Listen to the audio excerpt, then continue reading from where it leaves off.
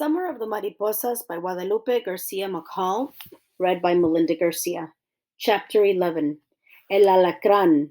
A los que pica el alacrán, el cuartazo dan. The scorpion. Those who get stung by a scorpion end up on the floor.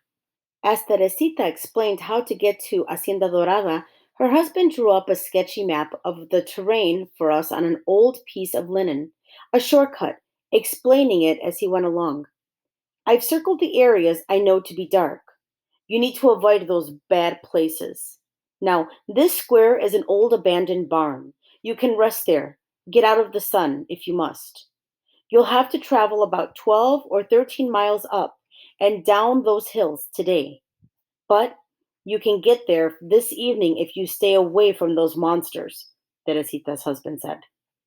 They gave us a sack with provisions, a dozen hard-boiled eggs, a hunk of goat cheese still in its thin cloth casing, a stack of flour tortillas, and water.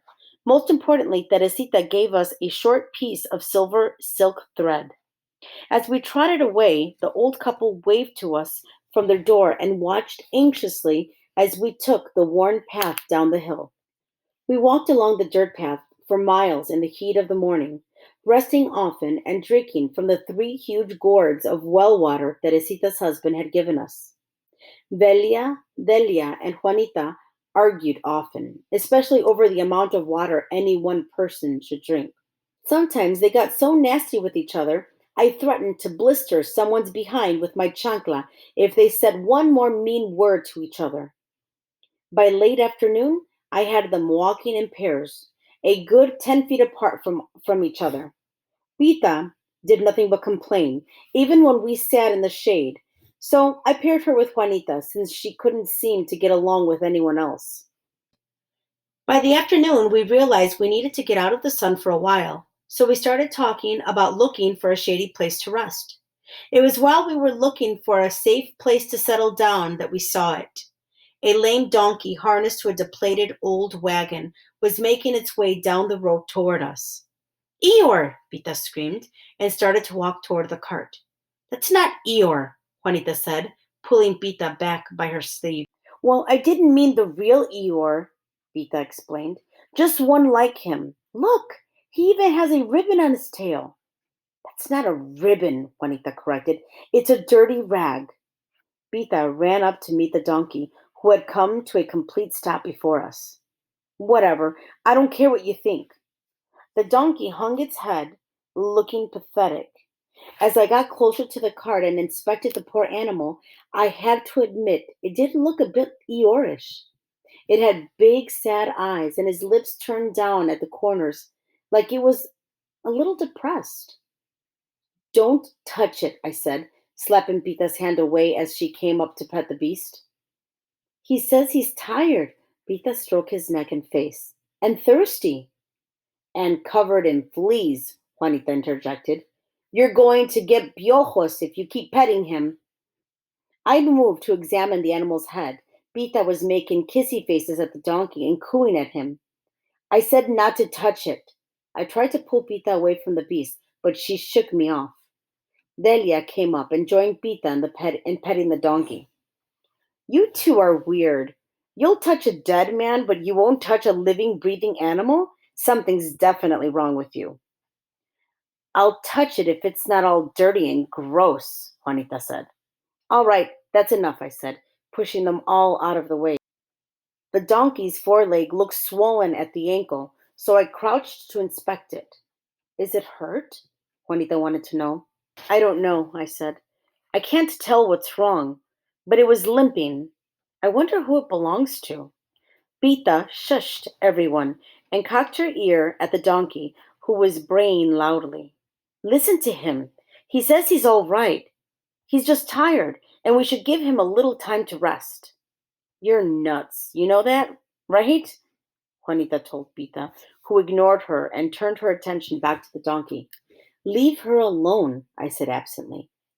I looked down the road, trying to figure out where the animal had come from. Maybe we had missed a ranchito somewhere along the way. It might be worth our while to backtrack a little and investigate, because we were running low on water. Well, she is, Juanita complained. She's having a conversation with a donkey, for God's sake. She is not, I insisted. She's just pretending. Pita put her ear to the animal's mouth, like she was listening to him speak. Juanita grabbed our little sister's arm and pulled her away. Pita, don't do that. It could be sick, mamita. I scrambled onto a boulder and looked down at the horizon as far as I could see. With my hand shading my eyes, I surveyed the circumference of the area, looking for a dwelling, a farm or a ranch house where the donkey might belong. But there was nothing out there but brush and wasashi trees. As far as I could tell, he'd come out of nowhere.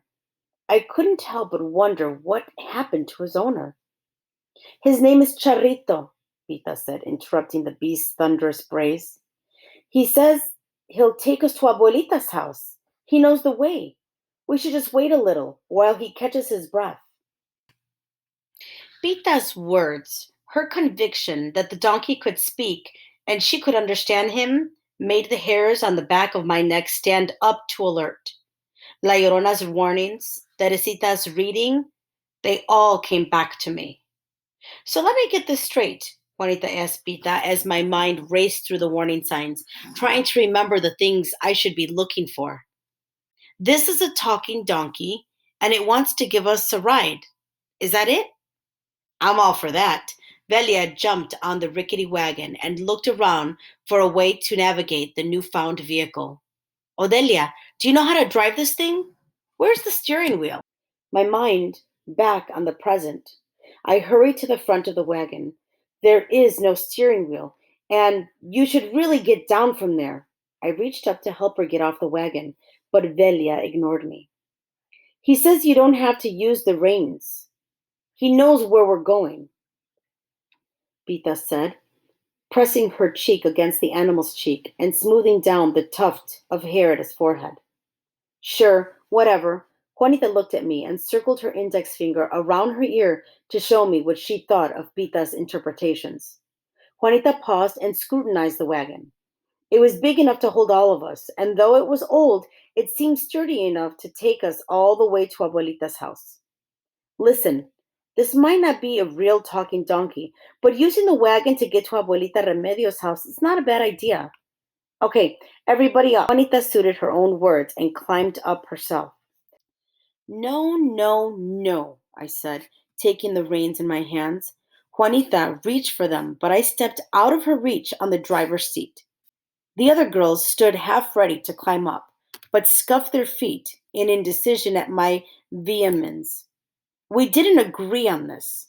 This animal should have an owner nearby. I mean, where's the driver here?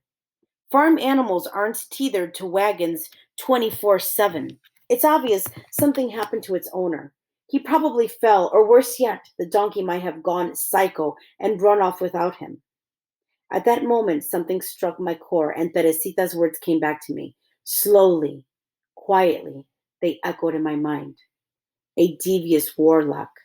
He will come in disguise, asking for help. Girls, listen to me, I pleaded, holding on to the reins and standing my ground. Remember what Teresita said? What if this is him, the Nagual? Odelia, Juanita interrupted. You didn't really believe everything that old lady said, did you?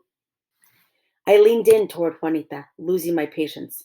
Look, I'm not making this up. I really did speak with La Llorona at the river, and she said it too. This world is different. Here, things are not always what they appear to be.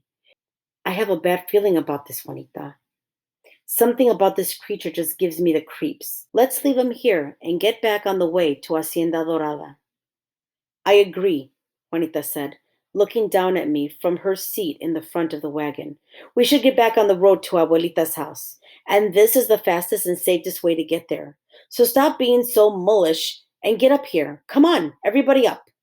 Delia, who had been wandering off toward the back end of the wagon, looked at me remorsefully for a moment, and then climbed up next to Velia. Pita, being so attached to the donkey, was too busy petting it to climb up. So Juanita whistled at her and said, You two, Christopher Robin, up on the wagon. As I watched Pita climb onto the driver's seat, Juanita reached down and yanked the reins out of my hand. As soon as they were all aboard, the animals started walking, pulling the wagon up the road the same direction we had been heading. I can't believe this, I shouted, trying to keep up with the wagon. If Mama were here, she'd be dueling out spankings by now. I just hope we don't end up paying for this in a major way.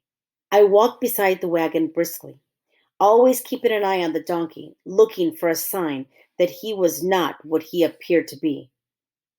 I could only hope I was wrong about this. Even with as loony as Pita was acting, she kept conversing with the beast as we made our way down the road. But at least we were traveling in the right direction.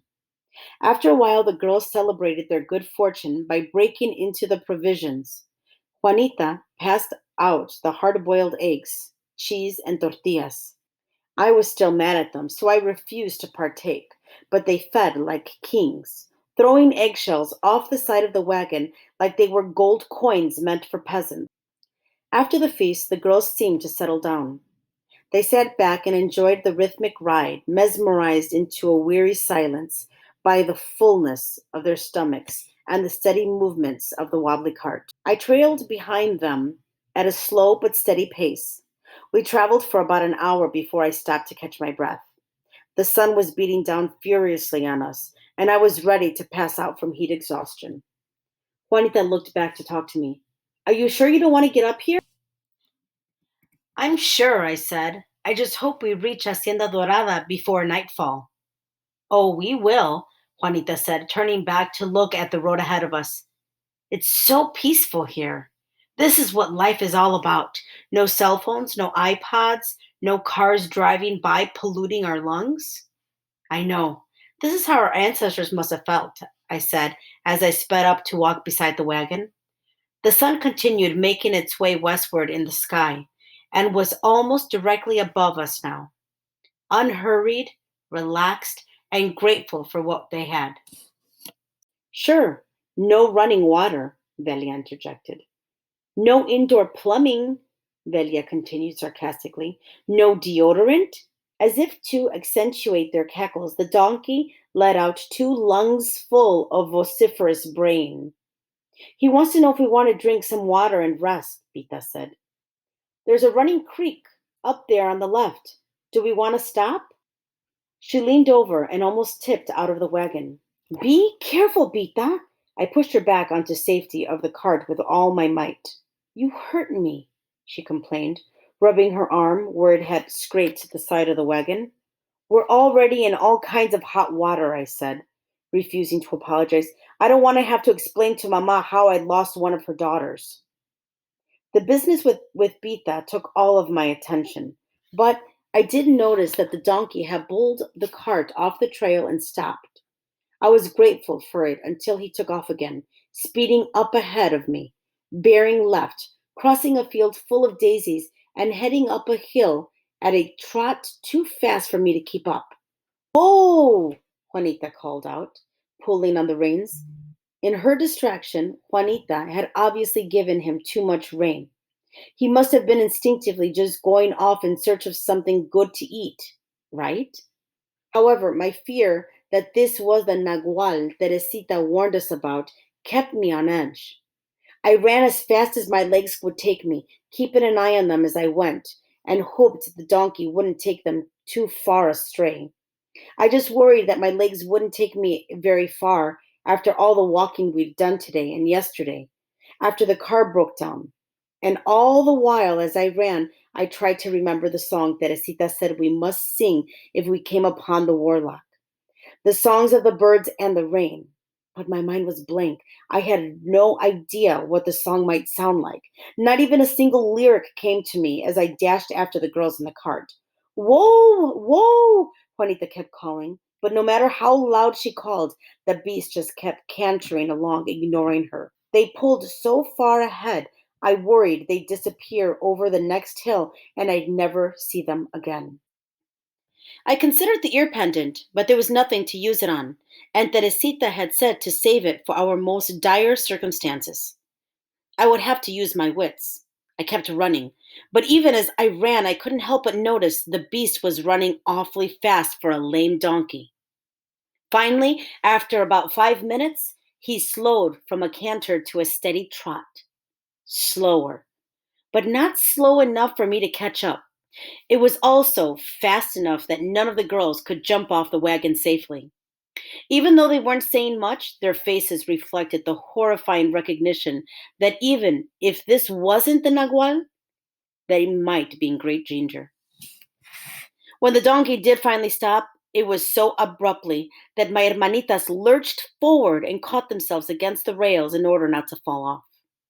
Holy guacamole, that was a close one, Velia said, jumping off the back of the wagon and walking around it as if her legs were still going to give out from under her. My legs felt like soggy fideo noodles, too, from all the walking and running. After running almost a quarter of a mile, I caught up to the wagon and stood with my hands on my waist trying to catch my breath. I needed that breath so I can give the girls a piece of my mind. Where are we? Juanita asked as she helped Pita off the edge of the old cart. We looked around and saw that the creature had brought us to the mouth of a small cave on the side of the hill. What is this? I don't know, but it looks scary, Delia said from her seat in the wagon.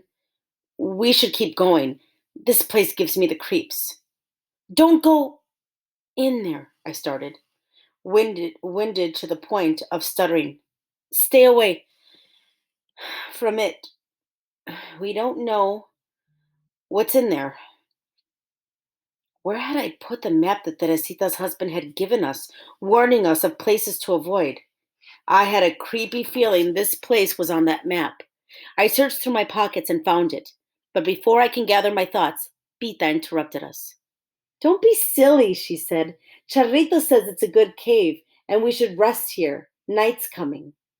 I looked up at the sky and realized that she was right.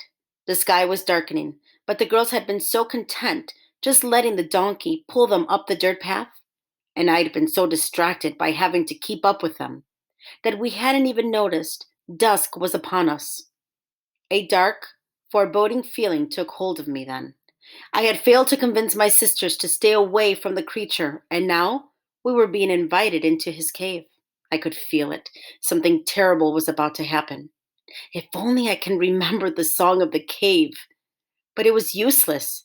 I had no idea what it was. Don't be ridiculous, Belia said. I'm not sleeping in a cave. There's probably vampire bats in there. Velia's right, I said. We should get back to the dirt path and try to find the next mark on this map. Teresita's husband said the path led to an old abandoned barn. We could get rest there. Listen to the child, a deep male voice said, and we all turned around to look at the animal, who turned around to look at us. I couldn't help but notice the bit was no longer in his mouth, and he was not hooked up to the wagon anymore. Donkeys shouldn't talk, Velia whispered, stepping away from the beast. The barn's no good. The roof leaks, and it's out too far. The creature's lips were moving, and the words were coming out of its mouth as he moved toward us. I pushed Pita behind me and shoved Juanita out of the warlock's way. It's the Nagual. Delia, get our things, I said, slowly stepping away from the donkey. Listen, whatever or whoever you are, we don't want any problems. Arames, aramas, todavía nada más. Ven aquí, ven acá. The donkey's words stirred up something fierce and feral in me, and I grabbed the nearest stick I could find on the ground. It wasn't big enough, but I could wield it like a sword to the eye if I had to. Let's go, move it, I told the girls as they cowered behind me. Let me go, Pita squealed as she squirmed inside Velia's locked arms. You're being stupid. He wants to help us. I know he does. He told me so. Pita, I said, pulling her into my arms, you have to stop being so childish. He isn't a storybook character. He's an evil man, a sorcerer, not a donkey, and he's trying to trick us. We have to get away from him before he hurts us. Aramis, aramas, todavía nada más. Ven aquí, ven acá, aire frío, aire mío. Aramis, aramas, the Nagual continued, even as his eyes rolled into the back of his head and his long ears perked up and flapped loudly. Suddenly, the last rays of sun disappeared from the horizon and darkness descended upon us like the shadow of malevolence. The night air grew thick and sulfuric around us. Our breathing became shallow and I felt sick and lightheaded. We have to get out of. I didn't finish my thought. My tongue was twice its normal size and I couldn't make out the words. Arames, Aramas, todavía nada más. Ven aquí, ven acá. Aire frío, aire mío. Haz las mías 5 hermanitas. 5 estrellitas serán mías. Arames, Aramas. The Nagual kept chanting different verses of the same spell, and before you knew it, we were all on the ground, weakly looking at the donkey as he shifted from animal back to his human form and stood, a dark clad figure looming tall and menacing above us. Regret was the last thing we saw in each other's eyes before we all passed out.